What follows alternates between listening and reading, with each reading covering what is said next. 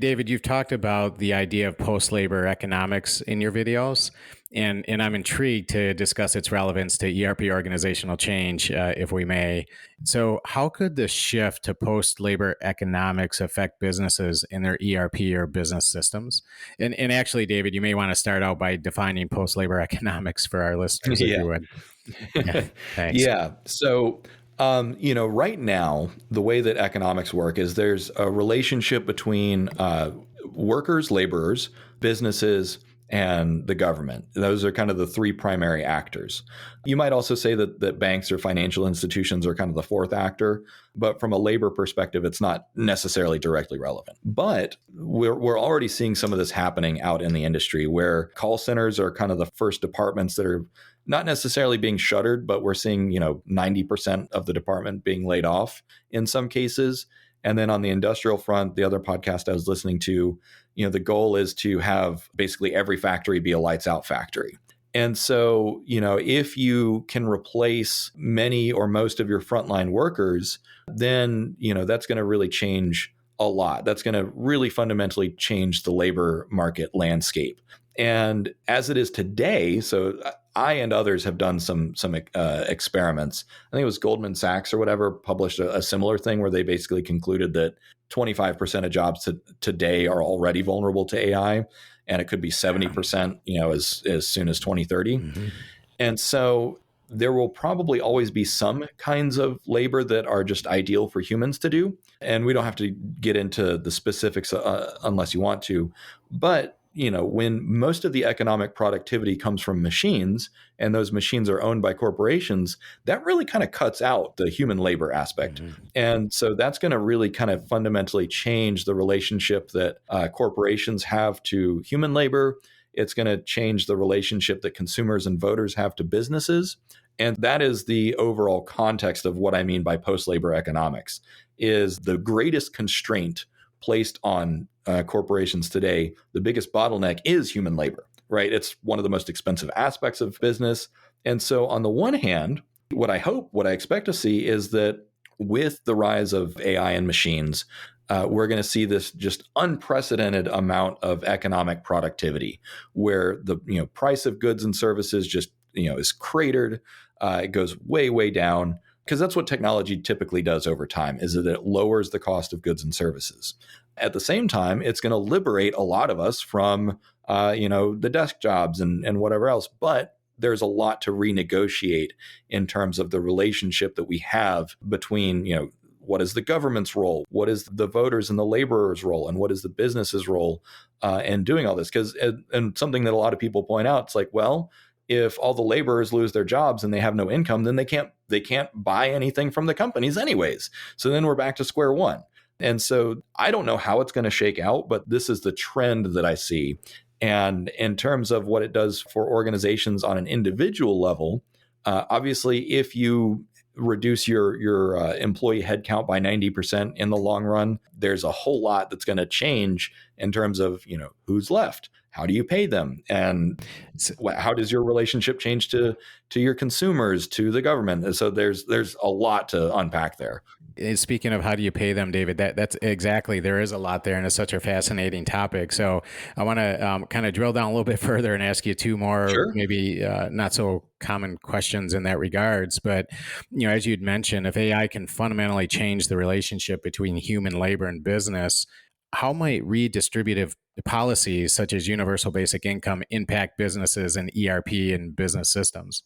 So again, kind of a general question, but there's a lot of talk about that, right? And the idea of universal basic income, and that's where AI is going to take us. And so, any just general thoughts on how that could fundamentally change and impact businesses and their use of business systems or ERP? Yeah. So I want to frame this answer as, I don't necessarily think this is the way that it's going to go, but this is a common idea that's out there. Yeah. And so it very well may be the way that it's going to go, but I'm not personally endorsing this policy. But one thing that people think is likely to happen is that corporations are going to be taxed in proportion to the amount of productivity that they generate from machines, whether it's AI or robots or whatever. And so the idea is that you're basically going to be, it's almost like an inverse like VAT tax. where it's like, okay, rather than being taxed at the transaction, you're going to be taxed based on how much of your revenue comes from non-human labor. Now, how that shapes the organization, I'm not really sure, but the idea is that, okay, yes, go be a $1 trillion company, go be a $250 company, but you're going to pay in proportion to how much revenue you generate through these other means. And then that revenue could be used for any number of things. Universal basic income is one possibility. People are afraid of inflationary pressures from something like redistributive policies. But one thing that a lot of people forget is that job loss is deflationary. So we might actually need inflationary pressure from redistribution in order to offset the deflation if we end up losing millions and millions of jobs. So remember, all this is contingent upon the assumption that jobs are going away permanently, Yeah. which could be wrong. I don't see any evidence that it's wrong yet, one way or the other. But if that's the direction that it does go, and you end up with companies that have relatively few employees, but millions or billions in revenue, they're going to need to participate in the broader ecosystem in a slightly different kind of paradigm than what we have today. Yeah, sure. Well, David, I'm sure my next question here is it's a pretty unique question, I suppose. Sure. But in the context of post labor economics, as you discuss with our listeners, how can new measures of well being, like the well being index or Maslow's hierarchy of needs, be integrated into future ERP systems? That's actually a really interesting question. I didn't expect something like that. So this is actually something that I've been working on personally. I'm technically semi-retired now. I take 2 weeks off every month, except for making YouTube videos sometimes, but I'm taking all of August off. And well-being is this really weird thing where we are so used to working hard every day and learning to slow down and learning to like reclaim some autonomy and learning to like basically slow down and smell the roses, right? There's so much inertia that's built up in a productive or production oriented society like ours.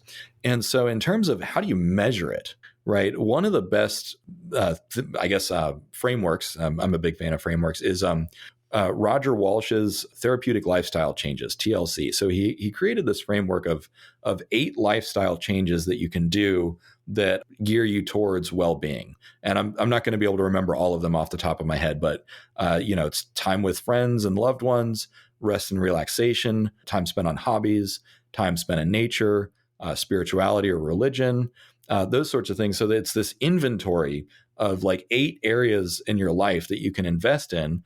And the more well-rounded you are in those 8 areas, generally the happier you are or the higher your well-being. Now that's more of a therapeutic framework rather than a metric, but I could easily see that being converted into a survey, like, how much time do you spend with Yeah, friends right. per week, or how much time do you spend Mhm. in nature per week? So if those metrics turn out to be useful and probative, I think that it would actually be pretty easy to measure people's well-being as we renegotiate a new social contract, our relationship to labor and companies.